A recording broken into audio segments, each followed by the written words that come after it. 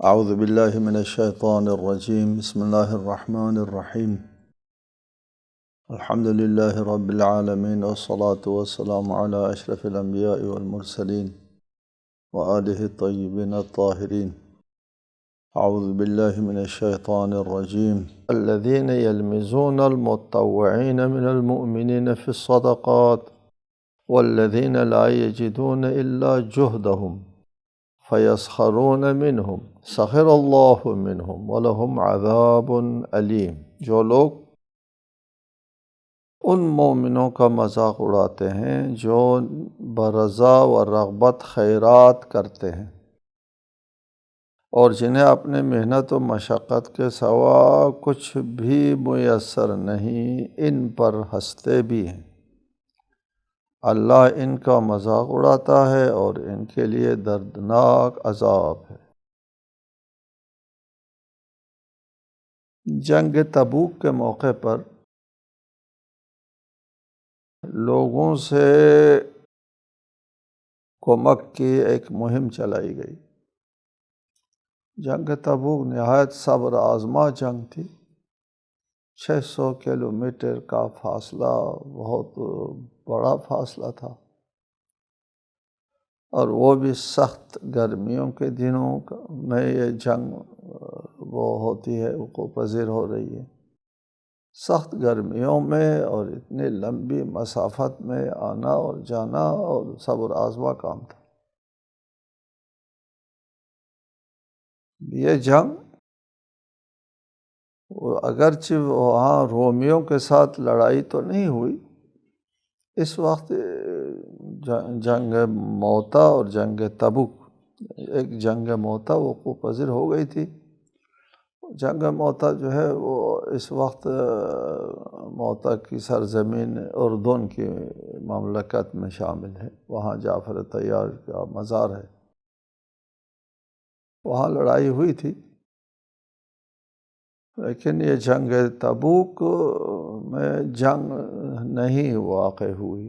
آنے جانے کا جو مسئلہ پیش آیا، جنگ میں شرکت اور عدم شرکت کا مسئلہ پیش آیا، اس سے بہت سے لوگوں کا راز فاش ہو گیا، بہت سے پردے چاک ہو گئے۔ اور شاید اس جنگ میں یہی حکمت عملی تھی کہ بہت سے لوگ بے نقاب ہو جائیں اس جنگ سے، اور ہو گئے۔ چنانچہ اس جنگ کے لیے ایک مہم شروع ہو گئی۔ جنگ کے مصارف و مخارج، حکومت کے پاس تو کوئی خاص مصارف مخارج نہیں ہوتا تھا، عوامی مہم چلانا پڑتی تھی اس زمانے میں، تو عوامی مہم چلائی گئی، اور اس میں اصحاب نے، مہاجرین و انصار نے اپنی اپنی بساط کے مطابق حصہ ڈالا۔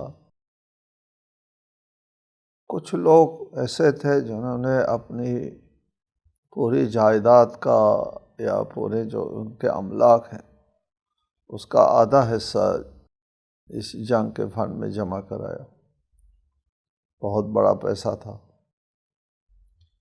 منافقین کہتے ہیں دیکھو کیسے ریاکاری کرتا ہے، بڑا پیسہ دے کر کے اپنا نام کرنا چاہتا ہے۔ کچھ لوگوں کے پاس کچھ نہیں تھا اس میں جنگ کے فنڈ میں جمع کرنے کے لیے۔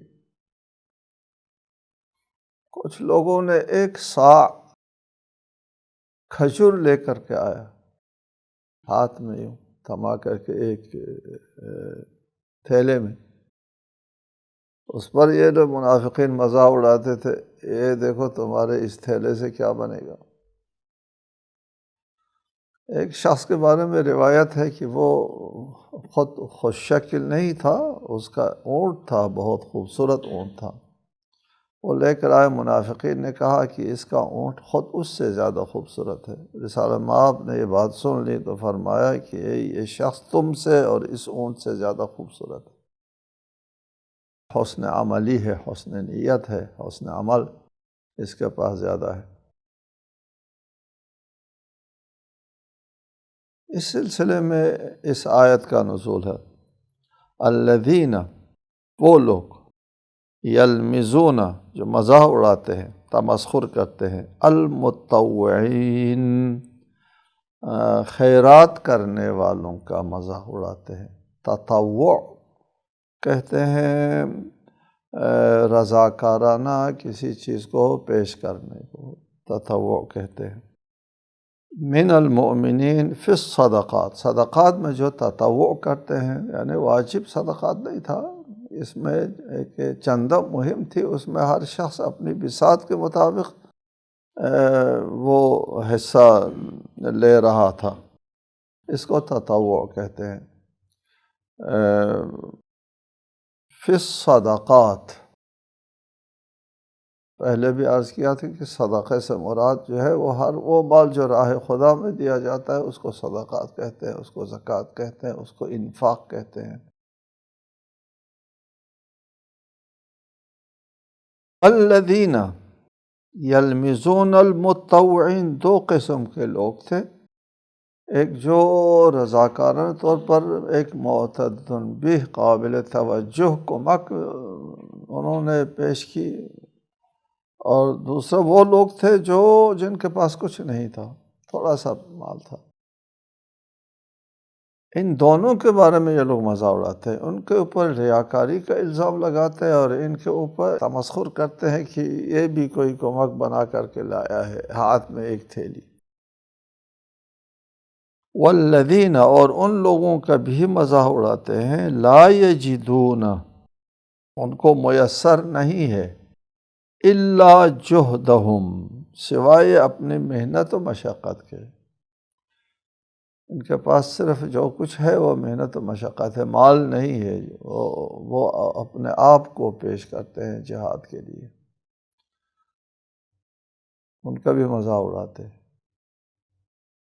یہاں پر جہدہم کے معنی ہے، جہد دو طرح سے ہے، الجہد والجہد، جہد اور جہد کوشش صرف کرنا، اپنی محنت و مشقت صرف کرنا، ایک معنی ہے۔ لا یجدون الا جہدہم، ان کے پاس کوئی مال دولت تو ہوتی نہیں ہے، وہ اپنے سعی اور کوشش پیش کرتے ہیں، کچھ کرنے کی سعی کرتے ہیں، لیکن ہے نہیں ان کے پاس، جو ہے وہ پیش کر رہے ہیں، یہ ان کی سعی ہے، مال تو ہے نہیں، ایک معنی یہ ہے۔ دوسرا معنی یہ کیا ہے کہ الجہد، جہد کا معنی یہ ہے کہ نادار کے پاس جو اپنا روزگار ہے، عیشت المقل، نادار کا روزگار، وہ اپنے روزگار کو پیش کرتا ہے، اپنے کھانے پینے کے لیے جو گھر میں ہے وہ اٹھا کر کے دے دیتا ہے۔ الجہد، ایک تو جہد و جد و جہد کہتے ہیں ہم لوگ بھی، کوشش اور سعی، محنت و مشقت، ایک معنی یہ ہے۔ دوسرا معنی یہ ہے اس کا روزگار، ہر ایک کا روزگار کو جہد نہیں کہتے، نادار کے روزگار کو جہد کہتے ہیں، یعنی عیش المقل، نادار کا روزگار، اور نادار کے اپنے گزارے کا مال، وہی پیش کرتے ہیں، اور وہ تھوڑا ہی ہوتا ہے۔ یہ دو قسم کے معنی کیے ہیں الجہد کے، دونوں معنوں کے اعتبار سے بات تو ایک بنتی ہے کہ اگر وہ کوشش اور سعی کر کے اس کے گھر سے ایک تھیلی جو ہے وہ پیدا ہو سکی، وہی پیش کرتے ہیں۔ جہد الا جہد، کوشش ہے، سعی ہے، کوئی مال دے دیا جائے، ارادہ ہے، عزم ہے، قربت ہے، قصد ہے، راہ خدا میں کچھ خرچ کرنے کا جہد، جد و جہد ہے، لیکن گھر میں کچھ نہیں ہے تو جو کچھ ہے وہ اٹھا کر کے دیتے ہیں۔ اگر جہد کا معنی ہم کرتے ہیں محنت اور مشقت سے، اس کا معنی یہ ہے کہ ان کے اپنے گزارے کا مال اٹھا کر کے دیتے ہیں۔ ایک حدیث میں ہے، رسالت مآب سے سوال ہوا، ای الصدقۃ افضل، یہ سب سے بہتر صدقہ کون سا ہے؟ آپ نے فرمایا جہد المقل، نادار کی مشقت۔ یا یہ معنی کر سکتے ہیں نادار کی محنت و مشقت، اور دوسرے معنی کے اعتبار سے یہ ترجمہ ہو سکتا ہے نادار کے اپنے گزارے کا مال۔ نادار کے پاس جو گزارے کا مال ہوتا ہے وہ راہ خدا میں اگر دیتا ہے، خواہ وہ 1 روپیہ ہی کیوں نہ ہو، وہ سب سے بہترین صدقہ ہے۔ اس نے اپنے بساط میں، اپنے امکان میں جو کچھ تھا وہ دے دیا راہ خدا میں، وہ سب سے بہترین صدقہ وہی ہے۔ ان لوگوں کے بنسبت جو لاکھوں روپیہ، کروڑوں روپیہ دے دیں لیکن وہ مقل نہیں ہے، گھر میں اس کے علاوہ بھی بہت کچھ ہے، یہ وہ لاکھوں اور کروڑوں روپیہ سے بہتر ہے اس بیچارے مفلوق الحال کا 1 روپیہ۔ گھر میں اس نے تلاش کیا کیا ہے میرے پاس، بہت کوشش کی، کچھ نکل آئے تو 1 روپیہ نکل آیا اور اسی کو لا کر کے انہوں نے پیش کر دیا۔ یہ 1 روپیہ والا جس نے سعی کی، کوشش کی کہ میں بھی کچھ حصہ لے لوں، اس کے سعی اور کوشش کے نتیجے میں ملنے والا 1 روپیہ جو ہے وہ افضل الصدقات۔ اس سے یہ بات بھی ہمارے لیے واضح ہو جاتی ہے کہ راہ خدا میں خرچ کرنے والوں میں وہ لوگ زیادہ درجے کے مستحق ہوتے ہیں جن کے پاس ہوتا کچھ نہیں ہے۔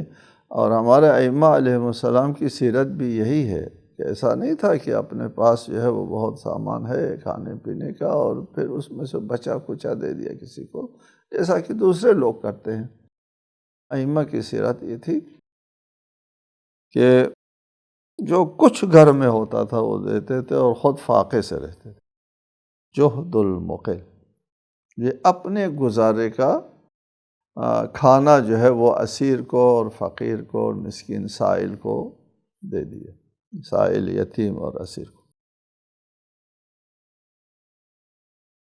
والذین، اور ان لوگوں کا بھی مذاق اڑاتے ہیں، لا یجدون، ان کو کچھ میسر نہیں ہے، الا جہدہم، سوائے اپنے گزارے کی چیز کے، یا سوائے اپنی محنت و مشقت کے، کچھ نہیں۔ ان کا بھی مذاق اڑاتے ہیں، فیسخرون منہم، وہ ان کا مذاق اڑاتے ہیں، اس پر ہنستے ہیں۔ سخر اللہ منہم، اللہ ان کا مذاق اڑاتا ہے۔ منافقین کا مومنین کے بارے میں مذاق اڑانا اور اللہ کا منافقین کے بارے میں مذاق اڑانا دو مختلف مفاہیم رکھتے ہیں، مصادق بھی۔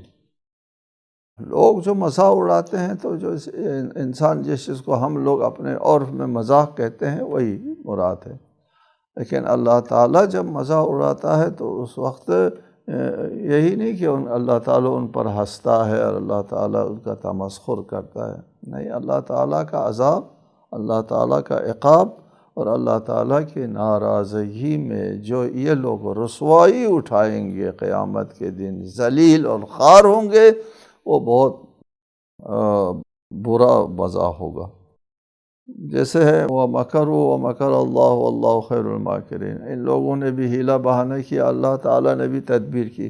مکر، لوگوں کا مکر اور ہے، لِلَّهِ الْمَكْرُ جَمِيعًا، تمام تدبیریں اللہ کے ہاتھ میں ہیں، اللہ کا مکر اور ہے، لوگوں کا مکر اور ہے۔ اسی طرح یہاں بھی لوگوں کا مزاح اور ہے، اللہ تعالیٰ کا مزاح اور ہے۔ اللہ تعالیٰ کا مزاح جو ہے وہ عذاب کی شکل میں ان کو اٹھانے والی وہ رسوائی ہے۔ وَلَهُمْ عَذَابٌ عَلِيمٌ، اس کی تشریح ہے، ان کے لیے عذاب علیم ہے۔ استغفر لهم او لا تستغفر لهم ان تستغفر لهم 70 مرة فلن يغفر الله لهم ذلك بأنهم كفروا بالله ورسوله والله لا يهدي القوم الفاسقين۔ آپ ان کے لیے استغفار کریں یا ان کے لیے استغفار نہ کریں، ان تستغفر لهم 70 مرة، آپ 70 مرتبہ بھی استغفار کریں، فلن یغفر اللہ لہم، اللہ ان کو معاف نہیں کرے گا۔ ذالک، اس کی وجہ یہ ہے بأنہم کفروا باللہ ورسولہ، اللہ اور رسول کے اوپر کافر ہو گئے ہیں اور اللہ تعالیٰ فاسقین کی ہدایت نہیں کرتا۔ کفار اور منافقین کے بارے میں استغفار کرنا ہے یا استغفار نہیں کرنا ہے۔ قرآن مجید میں صریح آیت ہے کہ مشرکین کے اور کافرین کے لیے استغفار نہ کرو۔ وما كان استغفار ابراہیم لأبیہ الا عن موعدۃ، وہ ایک خاص وعدہ تھا حضرت ابراہیم کے ساتھ، اس کے تحت حضرت ابراہیم نے استغفار کیا تھا، اور اس کے علاوہ باقی لوگوں کو یہ اجازت نہیں ہے کہ ان کے بارے میں استغفار کرو۔ جب شروع سے اجازت ہی نہیں ہے، یہ منع ہے، ممنوع ہے، یہ دروازہ یہ بند ہے شروع سے، تو پھر استغفر لہم او لا تستغفر لہم کا سوال ہی پیدا نہیں ہوتا۔ یہ مورد نہیں ہے جب دروازہ پہلے سے بند کر دیا، ان کے بارے میں استغفار نہیں کرنا ہوتا، تو پھر یہ کہنا کہ آپ استغفار کریں نہ کریں 70 مرتبہ بھی استغفار کرو، یہ وہاں ہو سکتا ہے جہاں کوئی استغفار کا امکان ہو۔ تو امکان ہونے کی صورت میں یہ بات کہی جا سکتی ہے، دیکھیں یہاں پر استغفار نہیں ہوتا، ادھر استغفار نہ کرو۔ اس قسم کا ایک سوال اٹھتا ہے، اس کا جواب ہمارے نزدیک یہ ہے کہ یہ کفار کے ساتھ عدم استغفار کا مسئلہ ان کے مرنے کے بعد ہے۔ جب ایک شخص کفر کی حالت میں مرتا ہے، ایک شخص شرک کی حالت میں مشرک مرتا ہے، جی اس وقت اس کے لیے استغفار کا سوال پیدا نہیں ہے۔ جی یہ جو استغفار نہ کرنے کا جو حکم ہے وہ مرنے والوں کے لیے استغفار نہ کرو۔ اگر کوئی کافر مرا ہے، آپ کا والدین ہی کیوں نہ ہو، اگر کافر مرا ہے ان کے لیے استغفار کرنے کی اجازت نہیں ہے۔ اللہ ان کو معاف نہیں کرے گا جو لوگ حالت کفر میں مر گئے ہیں، لیکن اگر وہ لوگ زندہ ہیں ابھی تو ان کے لیے استغفار ہو سکتا ہے، استغفار ہو سکتا ہے، وہ بھی اس کی بھی ایک صورت ہے۔ جو لوگ زندہ ہیں، یعنی جو مشرکین جو کافر لوگ زندہ ہیں، ان کے لیے استغفار ہو سکتا ہے جب یہ اپنے کفر کو چھوڑیں، اپنے شرک کو چھوڑیں اور اپنے جرم کے ارتکاب کو ترک کریں اور اسلام کی طرف آنا چاہیں، تو رسول ان کے لیے استغفار کرے گا، وہ اسلام کی طرف آئے گا، وہ معاف ہو جائے گا۔ جی لہٰذا دو نقطے ہیں یہاں پر، عدم استغفار نہ کرنے کا جو حکم ہے، استغفار کی اجازت نہیں ہے، استغفار کا دروازہ بند ہے ان لوگوں کے لیے جو حالت کفر میں، حالت نفاق میں مر گئے ہیں، جی ان کے لیے استغفار نہیں ہے۔ دوسرا ان لوگوں کے لیے بھی استغفار نہیں ہے جو اسلام کی طرف آنے کا نہیں سوچ رہے ہیں، جو جرم کے ارتکاب میں مشغول اور مصروف ہیں، وہ جرم کا ارتکاب ہو رہا ہے اور پھر اس وقت کہتے ہیں معاف کرو بھی کہہ رہے ہیں، اور جناب علی جرم کا ارتکاب بھی کر رہے ہیں ساتھ ساتھ، وہ معاف کرو بھی نہیں کہتے۔ اگر وہ دل سے معاف کرو کہتے ہیں تو اس کا مطلب یہ ہے کہ اس نے جرم کا ارتکاب جو ہے وہ ختم کر دیا۔ جب جرم کا ارتکاب ختم کر دیا تو پھر اس کے لیے استغفار کی نوبت آتی ہے، لیکن اگر وہ جرم کا ارتکاب کر رہا ہوتا ہے اس کے لیے استغفار نہیں ہے۔ لہٰذا یہاں یہ جو لہوم کی ضمیر، یہ جو زندہ لوگ ہیں، ان لوگوں کے لیے سوال پیدا ہوتا تھا کہ استغفار کے لیے گنجائش موجود ہو کہ یہ لوگ توبہ کریں، یہ لوگ اسلام کی طرف آ جائیں، رسول کی دعا کے نتیجے میں، استغفار کے نتیجے میں یہ لوگ ہدایت کی طرف آ جائیں۔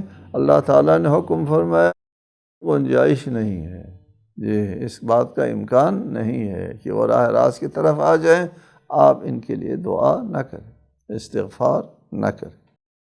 استغفر لہم او لا تستغفر لہم، فرق نہیں، آپ استغفار کریں یا نہ کریں۔ ان تستغفر لہم 70 مرۃ فلن یغفر اللہ لہم، 70 مرتبہ بھی اگر آپ استغفار کرتے ہیں تو اللہ معاف نہیں کرے گا۔ جی یہ 70 مرتبہ کیا چیز ہے؟ 70 مرتبہ کا مطلب ایک تو یہ ہے کہ اگر آپ 70 مرتبہ استغفار کریں، اللہ فرماتا ہے کہ میں معاف نہیں کروں گا۔ 71 مرتبہ کریں تو معاف کرے گا، ایسا ہے جی۔ رسول آپ نے فرمایا بھی تھا کہ اگر 70 سے زائد کے اوپر معاف کرنا ہوتا تو میں زائد بھی کر دیتا، لیکن اصلاً گنجائش نہیں ہے۔ پھر 70 کا مطلب کیا ہے؟ 70 کا مطلب کثرت کی طرف اشارے کے لیے ہے، نہ حد بندی کی طرف۔ حد بندی مراد نہیں ہے، 70 سے مراد حد بندی مراد نہیں ہے۔ یہی بات ہم نے عرض کیا ہے، انا انزلناہ فی لیلۃ القدر وما ادراک ما لیلۃ القدر لیلۃ القدر خیر من 1000 شہر۔ 1000 مہینوں سے بہتر ہے، اور 1001 مہینوں سے بہتر نہیں ہے، یہ مفہوم نہیں آتا، ٹھیک ہے جی۔ اس لیے آپ کو علم ہے کہ اصول الفقہ میں ایک طویل و عریض بحث ہے، بعض مفسرین نے بہت لمبی چوڑی بحث چھیڑ دی ہے کہ عدد کا مفہوم ہے یا نہیں ہے، ٹھیک ہے جی۔ ہمارے اصول الفقہ میں یہ بحث ہے کہ اگر آپ کہتے ہیں کہ اگر زید آپ کے پاس آ گیا تو اس کو 10 روپیہ دے دو، اس کا مفہوم یہ نکلتا ہے نہیں آیا تو نہیں دینا ہے، مفہوم شرط کہتے ہیں اس کو۔ اسی مرتبہ آپ کہتے ہیں زید کو 70 روپیہ دے دو، 70 روپیہ دینے کا مطلب یہ ہے کہ 71 روپیہ نہ دو جی۔ اکثر اصولیین فرماتے ہیں 70 روپیہ کے بارے میں تو حکم آیا، لیکن 70 روپیہ سے زائد دینا ہے نہ دینا ہے، اس میں یہ جملہ خاموش ہے۔ اس جملے سے نہ دینا ثابت ہوتا ہے نہ دینا ثابت ہوتا ہے۔ اس جملے سے ثابت ہوتا ہے 70 روپیہ دینا ہے، 70 روپیہ کے بعد 71 75 100 روپیہ مزید دینا ہے نہیں دینا ہے، اس کے بارے میں خاموش ہے۔ یعنی اس کا مطلب کیا ہوا؟ عدد کا مفہوم نہیں ہے۔ اگر عدد کا مفہوم ہوتا تو مطلب یہ نکلتا 70 روپیہ دینا ہے، 71 روپیہ اس کے زائد نہیں دینا ہے۔ دینا ہے بھی اس سے نکلتا ہے جو منطوق ہے، 70 روپیہ منطوق ہے، اور 70 سے زائد نہیں دینا ہے مفہوم نکل آتا۔ دو باتیں نکل آتی ہے، اگر مفہوم ہے تو دو باتیں نکل آتی ہیں، 70 دینا ہے اور 70 سے زائد نہیں دینا ہے۔ دینا ہے نہیں دینا ہے دونوں اس سے سمجھا جاتا ہے۔ اور اگر عدد کا مفہوم نہیں ہے تو پھر ایک بات سمجھی جاتی ہے، 70 روپیہ دینا ہے، 70 سے بعد پھر 71 72 100 روپیہ دینا ہے نہیں دینا ہے، اس کے بارے میں یہ جملہ خاموش ہے۔ اگر آپ نے 100 روپیہ دینا ہے، کسی اور ذرائع سے پتہ کرو کہ مزید دینا ہے نہیں دینا ہے، اس سے آپ کو پتہ نہیں چلے گا۔ لہٰذا اگر مفہوم ہے تو اس کا مطلب 2 ہے، مفہوم نہیں ہے تو مطلب 1 ہے، 70 دینا ہے صرف۔ یا اگر ہم عدد کا مفہوم کے قائل نہیں ہوتے ہیں، جو نہیں ہے، اکثر اصولیین عدد مفہوم نہیں رکھتا، اس کا مطلب یہ نہیں ہے کہ 71 مرتبہ استغفار کرنے سے ان کو اللہ تعالیٰ معاف کرے گا، یہ مفہوم نہیں ہوتا۔ کہ شب قدر 1000 مہینوں سے بہتر ہے تو 1001 مہینوں سے بہتر نہیں ہے، مفہوم نہیں نکلتا۔ 1000 مہینوں سے بہتر ہے کا مفہوم نکلتا ہے، لیکن اس سے زائد تو اگر ہم اس کو کثرت کی طرف اشارہ سمجھیں، جیسے یہاں کثرت کی طرف حد بندی کی طرف نہیں ہے، وہاں 1000 مہینے سے مراد جو ہے وہ کثرت بتانا ہے جی، حد بندی اس سے مراد نہیں ہے۔ لہٰذا ہم یہاں یہ سمجھیں گے کہ ان تستغفر لہم 70 مرۃ، یعنی کثرت سے اگر آپ استغفار کریں ان لوگوں کے لیے، فَلَن يَغْفِرَ اللَّهُ لَهُمْ ذَلِكَ، کیوں؟ بِأَنَّهُمْ كَفَرُوا، اس کی وجہ اور سبب بھی بتا رہا ہے کہ ذَلِكَ بِأَنَّهُمْ كَفَرُوا بِاللَّهِ وَرَسُولِهِ، اللہ اور رسول کے اوپر کفر میں یہ لوگ ملوث ہیں، اس وقت کفر میں ارتکاب ہو رہا ہے اور کفر کر رہے ہیں، اور عین اس وقت ان کے لیے استغفار نہیں ہو سکتا۔ واللہ لا يهدي القوم الفاسقین، خدا فسق کہتے ہیں حدود کو پھلانگ کر کے، تجاوز کر کے، حد سے، لائن سے نکل باہر ہو جانا، یہ اللہ تعالیٰ کی عبودیت اور بندگی کے اس لائن سے نکلے ہوئے ہیں، راستے کے اوپر نہیں ہے، ہدایت کی اہلیت ان میں نہیں ہے، لہٰذا اللہ تعالیٰ ان کی ہدایت نہیں کرے گا۔ السلام علیکم ورحمۃ اللہ۔